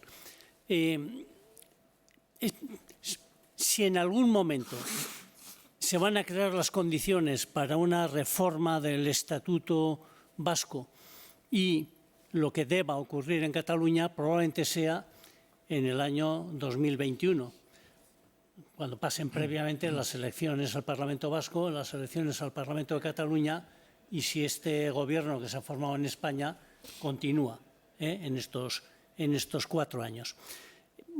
Los representantes de la comisión de 3 fuerzas políticas, PNV, Unidos Podemos y Partido Socialista, habéis hecho un texto común en muchas cuestiones relevantes y han quedado aparcadas algunas cuestiones políticas.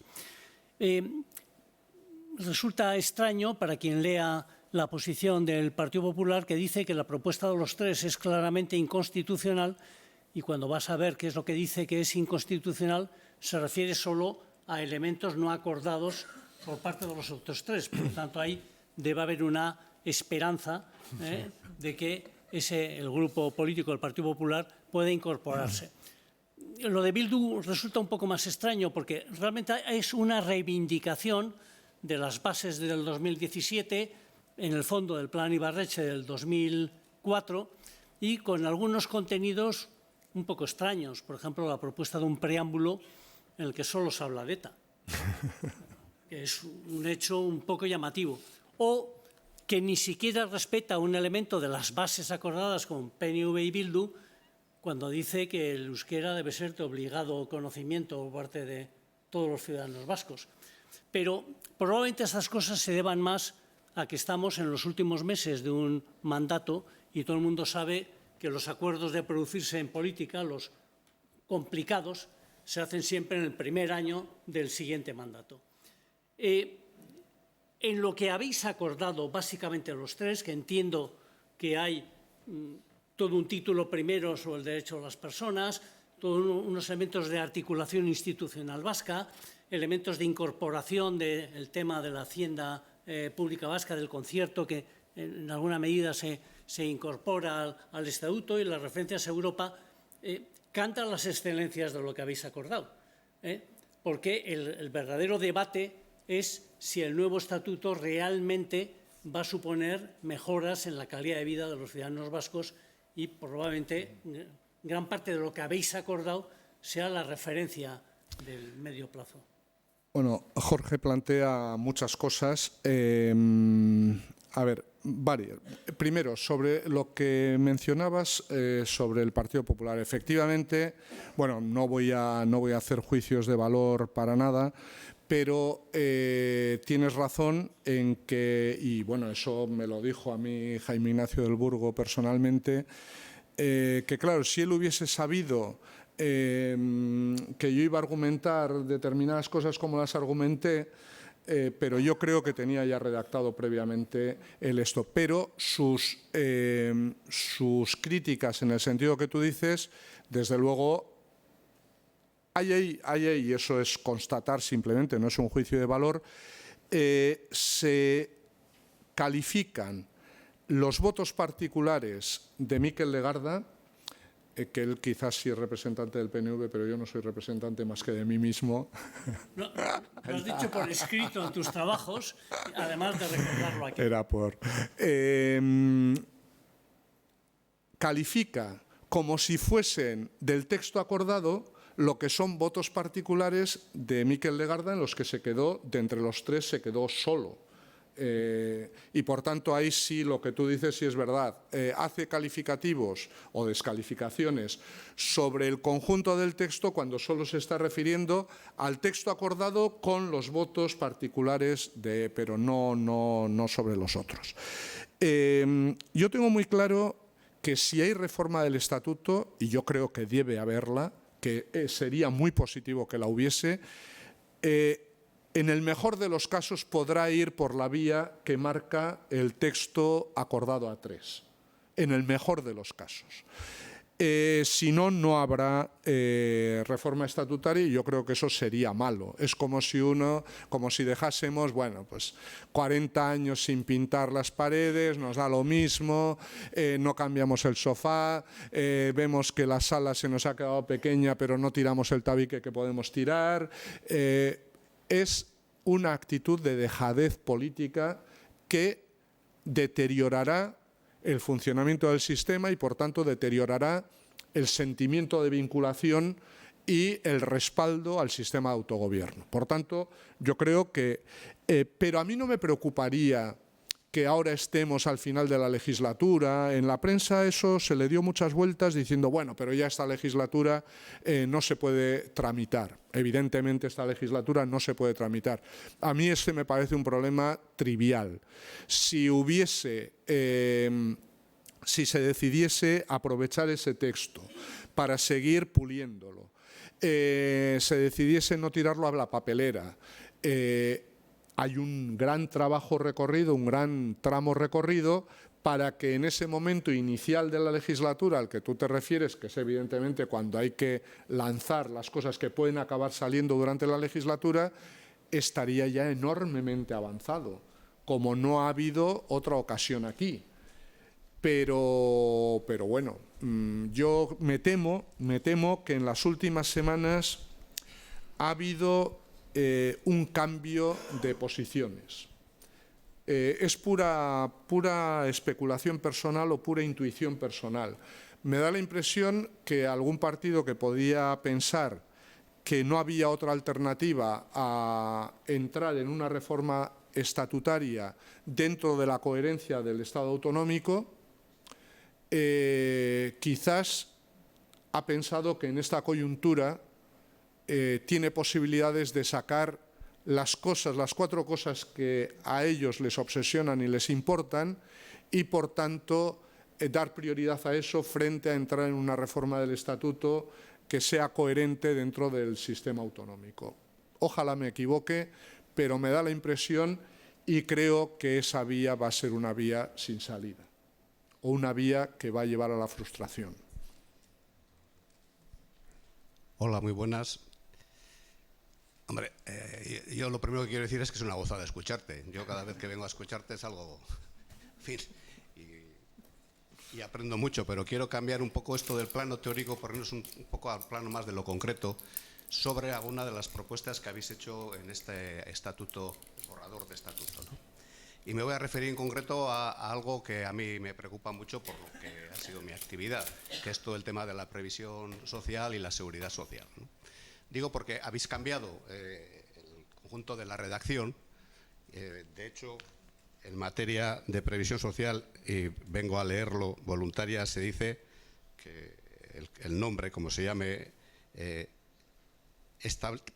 la competencia de establecer el régimen jurídico de la previsión social complementaria, ¿no? Hay que recordar que ahora no tiene recogido así, sino que tiene límite de lo que es el 149 de la Constitución, y la última ley de PSVs fue recurrida al Tribunal Constitucional y declarados algunos artículos inconstitucionales precisamente por esto, ¿no?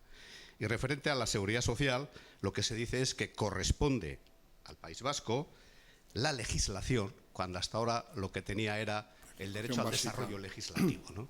Me gustaría saber, que si me podrías aclarar, primero, a qué obedece el cambio, segundo, qué objetivo tiene, y tercero, qué consecuencias político-jurídicas puede tener. Gracias. Bueno, empezando por la segunda, que tiene una respuesta más sencilla y más... el cambio de desarrollo legislativo por legislación. Ese fue una especie de trueque... no sabría cómo calificarlo, en la afirmación de que era evidente que con el 149 esa legislación tenía que interpretarse en el sentido de desarrollo legislativo, que la legislación que podía establecer la comunidad autónoma tenía que respetar la legislación básica del Estado.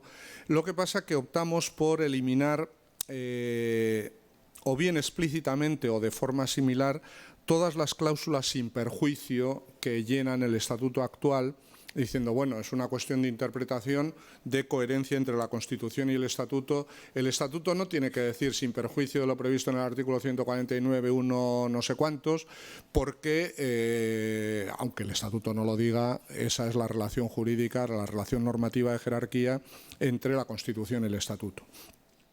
No sé si hemos hecho bien o mal, es un borrador inicial, por tanto, valga como excusa el que, bueno, eso hay que trillarlo más y no es un texto definitivo, pero fue una forma de aceptar, bueno, pues ya que te empeñas que aparezca legislación, afirmando expresamente por parte de quien lo proponía de que era evidente que solo podía ser desarrollo legislativo, pues bueno, como no hay ningún problema de interpretación de relación entre la Constitución y el Estatuto, que esa legislación solo puede ser dentro del marco de la legislación básica del Estado, eso es lo que explica ese cambio, pero no hay,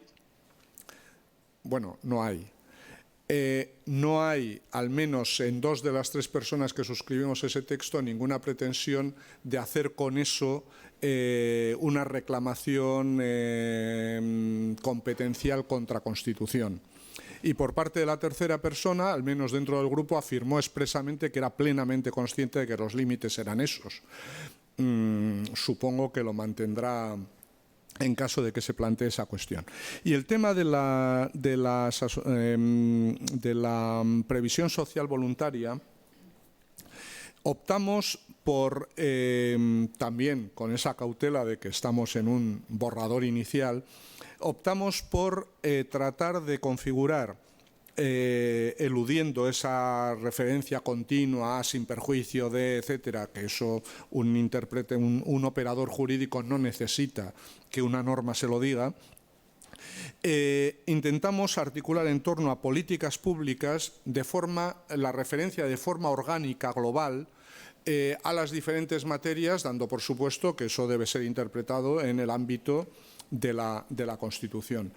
Y algo similar, bueno, en relación con la seguridad social, que no lo has planteado tú, pero en relación con la seguridad social ahí hubo debate, pero al final aceptamos decir, bueno, lo mantenemos en los mismos términos que está la disposición transitoria cuarta, no me acuerdo exactamente, en la disposición actual del Estatuto, y no nos metemos en un berenjenal de decidir nosotros cómo debe ser interpretada esa disposición constitucional en relación con el Estatuto. En el 79 pasó así. No ha planteado problemas porque no ha habido transferencia. Cuando haya transferencia, el Tribunal Constitucional ya resolverá en qué términos debe interpretarse esa diferente terminología entre la referencia a la seguridad social en el artículo 149.1 y en la disposición transitoria del Estatuto. Y esa es la cuestión. Bueno, yo me uno igualmente al entusiasmo por escucharte. La verdad creo que es un lujo tenerte aquí, Alberto. Y quería comentar que me parece muy positivo la idea que has expresado de señalar los puntos de acuerdo en los que el Estatuto puede modificarse y afectar realmente a la vida de los ciudadanos, a la organización de las instituciones, a las prestaciones, a los derechos, que al fin y al cabo es lo que nos interesa. Pero sin embargo yo creo que no es raro que pensemos que todo esto es difícil que salga adelante sin la otra cuestión, que es sobre la que no hay acuerdo político. A mí me gustaría saber si nos puedes explicar, aunque sea brevemente, cuáles son los puntos que se han dejado fuera, cuál es la distancia que hay entre unas y otras posiciones. Me parecería muy interesante saberlo. Y en su caso, si desde tu punto de vista sería posible un acercamiento en estas cuestiones con una posible reforma de la Constitución. Y luego, finalmente, una curiosidad te quería plantear. Hemos leído en la prensa que se habla de estatus, no de estatuto. Tú has dicho que es una modificación de estatuto, pero sin embargo por ahí se ha dicho que es un estatus uniéndolo a los derechos históricos de la disposición adicional de la Constitución.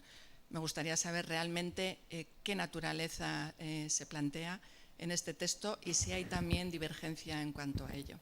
Gracias. No hay nada mejor que tener buenos amigos para que a uno le adulen. Muchas gracias en todo caso, Asunta. A ver, varias cuestiones. A ver, espero que no se me olvide y si no Empezando por el final, antes de esto decías si creía que iba a poder tener viabilidad dado los acuerdos y los desacuerdos. Eso sí que depende exclusivamente de la actitud que adopten los partidos políticos. Y por eso lo que decía en respuesta a no a la anterior, sino a la anterior, a la previa, es algo que me preocupa. Si los partidos políticos o los partidos políticos que más o menos podemos suponer que están favorables a esa parte que hemos consensuado, consideran que el camino debe ser, y no puede ser otro, en algunos casos especialmente, que el de la reforma del Estatuto de Autonomía de una forma coherente con el sistema autonómico diseñado en la Constitución, o si creen que tienen oportunidades políticas excepcionales para introducir determinadas cuestiones. Si llegan a esta segunda convicción, yo creo que esto no tiene ninguna posibilidad de ninguna viabilidad de salir adelante. Y creo que sería un gran error porque el tiempo lo dirá, pero yo estoy seguro que dentro de unos años nos encontraremos nuevamente diciendo estamos en el punto de salida, en el punto de partida. Mientras que yo creo que se debiera trabajar esta vía. Y esto puede crear un entorno político, un ambiente político que permita afrontar reformas de mayor calado como la de la Constitución. En relación con el consenso, yo tenía un empeño absoluto en que el consenso no pusiese patas arriba los elementos esenciales del consenso del 79, incluso aquellos que me gustan menos. siempre y cuando no se tirasen por la borda aquellos que me gustan más. Pero yo creo que ha habido actitudes de partida que impedían llegar más allá. Tanto por una parte como por otra de los dos que se han quedado fuera, yo creo que había diferentes actitudes de partida que impedían, y creo que es una gran pena. Respecto a estatuto, tanto Arantxa Elizondo como yo repetimos continuamente en el grupo de trabajo, y creo que puedo hablar en su nombre o puedo mencionarla, repetidamente que nosotros estábamos allí planteando una reforma del estatuto en el marco de la Constitución. Por tanto, hablamos de estatuto, no de estatus. Yo creo que de estatus se habla en el plano estrictamente político. De estatus habla el Lehendakari, de estatus hablan dirigentes políticos, de nuevo estatus político. Pero lo que nosotros hemos puesto encima de la mesa, puede haber discrepancias sobre si encaja dentro de la Constitución algunas cuestiones, y por eso hay votos particulares en algunas de ellas, pero la actitud, me parece que puedo decirlo de forma general en relación con los tres que suscribimos el texto, la actitud es de plantear las cosas dentro del marco constitucional. Luego, por supuesto, tú lo sabes muy bien, Asunta, puede haber interpretaciones discrepantes sobre si esto es inconstitucional o no es, pero suelen ser cuestiones de detalle, cuestiones puntuales, no hay grandes cosas. ¿Cuáles son las cosas, y es lo que preguntas, cuáles son las cosas en las que hay discrepancias? Bueno, hay alguna cuestión que entra dentro de ese ámbito que yo he dicho que queda en sombra o que ha quedado ensombrecido por el exceso de luz sobre las cuestiones o las discrepancias estrictamente políticas. Por ejemplo, hay una que voy a citar en el ámbito de la seguridad. En el ámbito de la seguridad, es decir, policía, competencias en materia policial, hay una propuesta de quitar un inciso que existe en la actualidad en el Estatuto de Autonomía de cuándo pueden las fuerzas y cuerpos de seguridad del Estado actuar por propia iniciativa, por iniciativa del Gobierno, sin dar cuenta a la Junta de Seguridad. Es un supuesto absolutamente excepcional. Sobre la base, se propone quitar ese inciso y, por tanto, no habría ninguna posibilidad de que las fuerzas y cuerpos de seguridad del Estado puedan intervenir en la comunidad autónoma por decisión unilateral del Gobierno del Estado, cualquiera que sea la situación. En todo caso, necesitaría el acuerdo del Gobierno vasco, de la parte del Gobierno vasco. Yo creo que ahí, lo digo sin ningún ánimo, por supuesto, insultante ni nada de esto, yo creo que ahí hay una pequeña trampa. Hay una trampa. Sobre la base de lo que decía el Estatuto, la Ley Orgánica de Fuerzas y Cuerpos de Seguridad del Estado excluye, salvo los principios generales, excluye la aplicabilidad de esa ley orgánica a la comunidad autónoma. Y entonces ahora, claro, intentas, a mi juicio, es mi opinión personal, se intenta cambiar los elementos de base o un elemento esencial de base que llevó a aceptar al legislador orgánico que la ley orgánica se excluye de su aplicación en el País Vasco, salvo los principios generales, para ahora cambiar los presupuestos sobre los que aquella decisión se tomó. Y dije, hombre, si se hace esto hay que ser honesto. Y entonces hay que decirle, hay que aceptar que el legislador orgánico diga, pues cambio la ley orgánica y entonces digo que en la ley orgánica reservo al Gobierno la posibilidad de que en determinadas circunstancias excepcionales las fuerzas y cuerpos de seguridad del Estado puedan actuar en la comunidad autónoma. Y no jugar a decir, ahora resulta que el Estado está intentando meter en la ley orgánica algo que antes no había metido. No, eso no. Entonces ahí hay un voto particular. Es la excepción en todo ese campo de funcionamiento interno, de articulación interna, no sé si es la única, no me atrevería ahora a decirlo, pero es excepcional.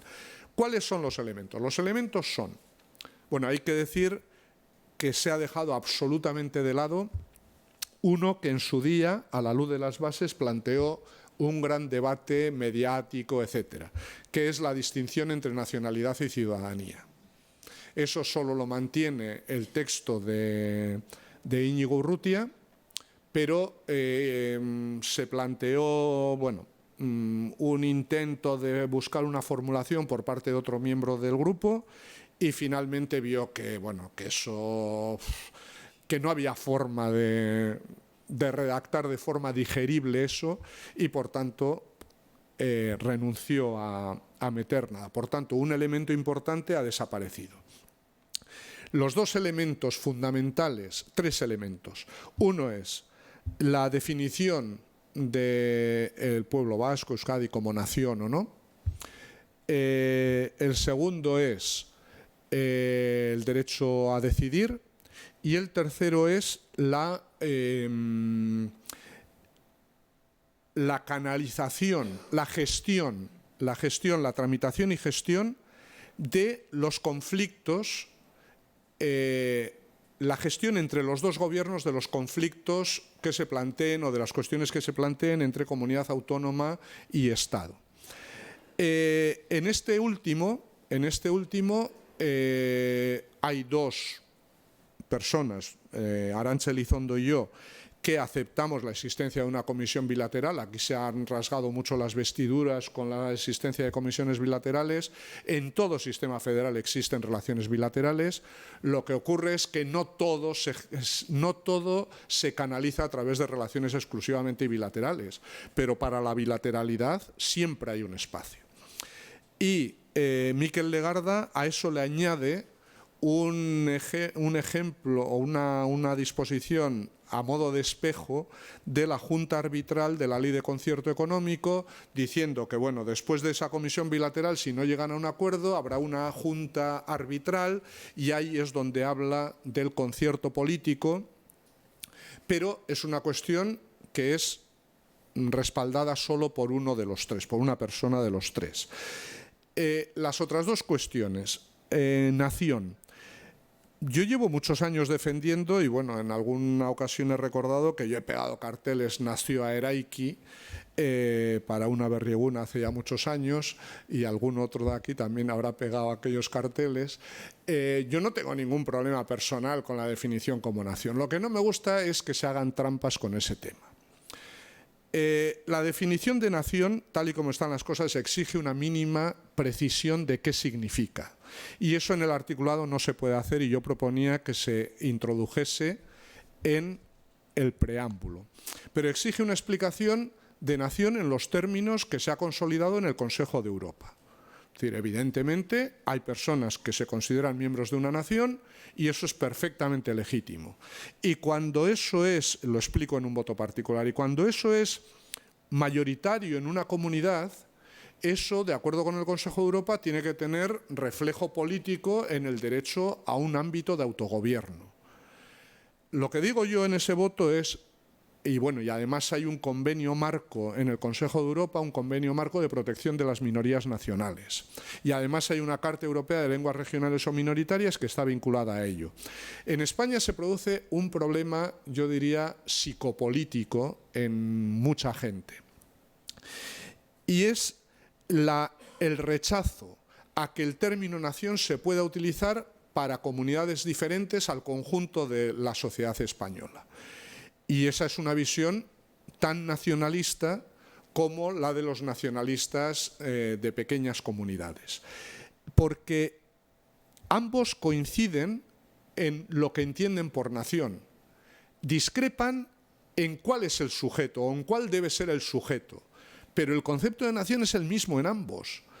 Y es un concepto de nación vinculado al ejercicio de la soberanía. Y eso es lo que en Europa, cuando el Consejo de Europa dice, bueno, se trata de un concepto modernizado y transformado de nación, que ya no es esa nación vinculada como titular de la soberanía, sino es otra cosa. Y esa otra cosa se concreta en un autogobierno político del que nosotros disfrutamos, en una serie de protecciones de las diferencias lingüísticas, etcétera. En España, todo ese contenido que para el Consejo de Europa significa el considerarse una nación está plenamente respetado.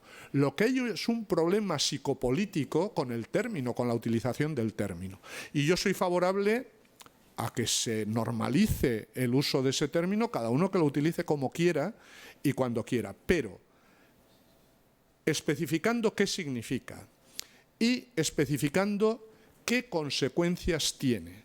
Si mientras no hagamos eso, corremos el riesgo de aquello que dijo en un debate en el Parlamento Federal canadiense Stéphane Dion, que cuando se plantea ese término nación o ese concepto de nación en esos términos, sin aclarar qué significa y qué consecuencias tiene, la pretensión es la de introducir la confusión en las palabras para provocar la confusión en los espíritus, para luego decir, no, como decimos que es nación, por tanto, tenemos derecho a la autodeterminación, etcétera, etcétera. No, a eso es a lo que yo me he negado. Y finalmente el derecho a decidir, probablemente hayáis leído cosas que ha dicho la prensa, hay dos formulaciones diferenciadas, pero en su contenido básico muy similares, aunque con palabras diferentes, una redacción por parte de Arantxa Elizondo, otra por parte de Mikel Legarda, y yo me opongo. Yo rechazo la incorporación del derecho a decidir en esa disposición adicional que ellos plantean y digo cuáles son mis motivos. Pero mis motivos, y lo aclaro porque me parecía que la honradez intelectual es indispensable, yo aclaro que los términos en que esas dos personas, esos dos integrantes del grupo, plantean el derecho a decidir, el Tribunal Constitucional ya ha dicho en una sentencia de 2014, en la sentencia 42 de 2014, sobre una moción que aprobó el Parlamento de Cataluña en la que establecía que Cataluña es soberano, que el pueblo catalán es soberano y hablaba del derecho a decidir, decía que esa declaración de soberanía era inconstitucional, pero la formulación del derecho a decidir tal y como la hacían no era inconstitucional. Y estas dos personas lo plantean con diferentes términos, pero sustancialmente igual, como un derecho a decidir que se ejercerá de forma legal y pactada con el Estado.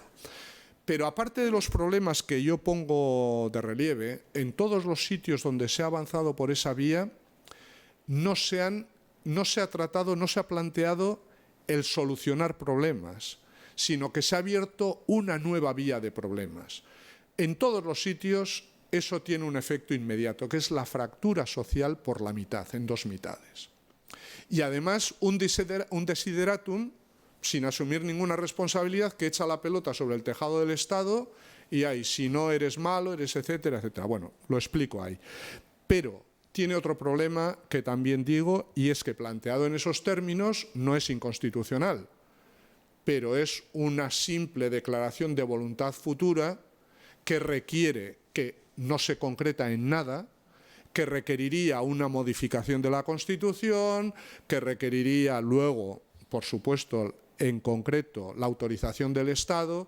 Por tanto, me parece, y eso ha ocurrido en otras propuestas que se han hecho en el texto, y la mayoría se acabaron quitando, pero una o dos que quedan, yo lo he explicado, creo que es una opción técnicamente rechazable. Introducir en el Estatuto deseos que pretenden dar la impresión de que tienes competencia o capacidad de algo sobre lo que no tienes capacidad, sino que depende de que el Estado modifique su legislación, te lo autorice, etcétera, me parece que es autoengañarse y, en cierto sentido, engañar a la gente tratando de darle la imagen de que la comunidad autónoma tiene un poder que no tiene. Y yo a eso me niego. No sé si te he respondido a todo. Yo, si me dejas una coletilla, porque se refiere a la pregunta que has hecho, que es la diferencia entre reforma al estatuto, estatus.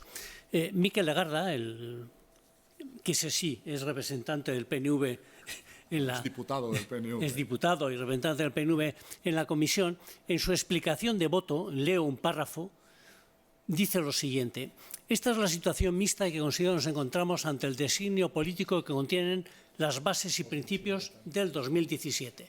El acuerdo PNV y Bildu, que teóricamente no está sometido a los límites de una reforma estatutaria. Dice, una parte es realizable jurídicamente a través de la reforma del estatuto, pero otra requiere que la misma Cámara que promueve esta reforma acometa otra en el ordenamiento del Estado que le permita con posterioridad y se llega a buen fin a llegar al estatuto la parte que hasta ese momento no puede realizar en el mismo. Es decir, en la explicación de voto lo que está diciendo, luego en todo lo que propone lo conseguirá o no, pero lo que está diciendo es: yo estoy jugando a articular una reforma del estatuto. Y luego ya veremos si conseguimos reformas de la Constitución que nos permita incrementar la bolsa del Estatuto de Autonomía. Es que ahí hubo un debate entre dos muy importante. Intentamos llevar a quien planteaba seguir estrictamente las bases, etcétera, a decir, bueno, vamos a diferenciar formalmente la reforma del Estatuto y luego, si quieres, y a eso el que ha citado ahora Jorge se sumaba, si quieres, luego presentamos, con el apoyo de ellos dos, una propuesta a la Cámara para decir, bueno, y estas otras cuestiones que se plantean en las bases requerirían la reforma constitucional y, por tanto, la Cámara tendría que plantear un procedimiento, una propuesta de reforma constitucional, un proyecto de reforma constitucional. Y hubo un momento en que parecía que se iba a entrar por esa vía quienes defendían eso, pero finalmente, yo no sé por qué razones, la persona que más insistía en esa cuestión dijo, no, yo presento mi texto como reforma del Estatuto, y entonces Miquel Legarda, que le acaba de citar Jorge, dijo, bueno, pues yo voy a decir que yo estoy aquí haciendo una reforma del Estatuto, pero sí apoyaría un proyecto de reforma que la Cámara o pedir a la Cámara que plantease un proyecto de reforma de la Constitución para estas otras cuestiones que a mí me gustaría que se modificasen, pero que yo como jurista sé que requieren una reforma constitucional y que no se pueden plantear como reforma del Estatuto. Eso hubiese aclarado mucho las cosas, pero los designios, fuesen políticos o de otra razón, llevaron a que mejor plantear una propuesta de reforma de nuevo estatus político. Y yo lo dije antes de empezar los trabajos del grupo técnico, cuando se aprobaron las bases, y luego el tiempo me ha dado la razón, era evidente, y antes creo que ha sido Jorge el que se ha referido. Nos encontramos ahora con que, a grandes rasgos, hay una fuerza política que se ha aferrado a lo que fue el Plan Ibarretxe. Y, aunque no en todo estrictamente lo sigue, hay algunas cosas en las que, como ha señalado Jorge con el tema de la lengua, pero fundamentalmente yo en su día dije, bueno, estas bases son el presupuesto lógico de lo que fue el Plan Ibarretxe. Es decir, ahora se ha redactado lo que tenía que haber sido las bases del Plan Ibarretxe, pero el desarrollo de estas bases ya está. El Plan Ibarretxe de 2003-2004, ¿no? Ya estaba, pero bueno. 5 minutu geratzen zaizkigu, ez dakit denbora emango digun galdera gehiagorako. Para más preguntas tenemos 5 minutos. Otra frase muy corta. En referente al tema este de la nación, y si la nación es soberanía, o se reivindica el concepto de los socialdemócratas de Austria, de la nación cultural, el Otto Bauer, el dictamen de la Corte Suprema de Canadá, aquel que todos teóricamente decimos que nos interesa, aunque luego se lee mal, dice taxativamente algo que es exactamente lo mismo. Dice, el Parlamento de Quebec dice que yo soy una nación. Y el dictamen de la Corte Suprema le dice, es irrelevante que nos pronunciemos sobre si vosotros sois o no sois un pueblo. Allí el concepto de nación se reserva para los inuit, para los nativos. Dice, porque en todo caso no sois el pueblo que tiene derecho a la autodeterminación, que es, en fin, la cosa esta de la cosa colonial y tal. Y por lo tanto, quien pone el acento en que se reconozca que nos sentimos nación, ahí no hay, en principio, mayor problema. Alberto insiste en que esté en la parte del preámbulo y no en la parte dispositiva por las razones que ha indicado, pero si tú lo que dices es yo quiero introducir el concepto de nación para al día siguiente decir la nación significa que tengo derecho a votar mañana a irme, pues estamos jugando otro juego. En todo caso, resulta un poco extraño que quienes en su caso no votaron la Constitución ahora digan que la disposición transitoria primera de la Constitución la disposición adicional primera de la Constitución y la disposición adicional primera del Estatuto es que, bien leída, nos da el derecho a decidir y a convocar la consulta para irnos paso mañana. Bueno, yo si hubiese acuerdo claro, si no hubiese problemas sobre qué significa nación, no tendría ningún problema para que se metiese en el articulado. Tengo problema porque precisamente hay discrepancias sobre eso, pero bueno. Bueno, es que recasco por la oportunidad que nos has dado para poder tratar el tema con tranquilidad, con absoluta libertad. Y bueno, pues por otra parte, animaros a la gente, un poquito de promoción, a que, bueno, si no habéis leído el manifiesto, no lo habéis firmado, lo tenéis disponible en la web. Allí fuera hemos dejado también unos documentos. Alguno todavía no es asociado. Eso es, que es diferente. Y nada, que así podréis informaros de las actividades que vienen este año organizándose por la asociación. Iba a estar en Vitoria, Alberto, pues en breve, no sé justo qué fecha era, pero el jueves. También, sí, si podéis animar a la gente y que venga. No, varios habéis dicho que, bueno, que os satisfacía mucho este tipo de debate. A mí me satisface mucho que se pueda hablar. En este país se debate muy poco y por eso queríamos hacer que no fuese una larga intervención mía, sino un diálogo, y la verdad es que yo salgo muy satisfecho. Muy bien.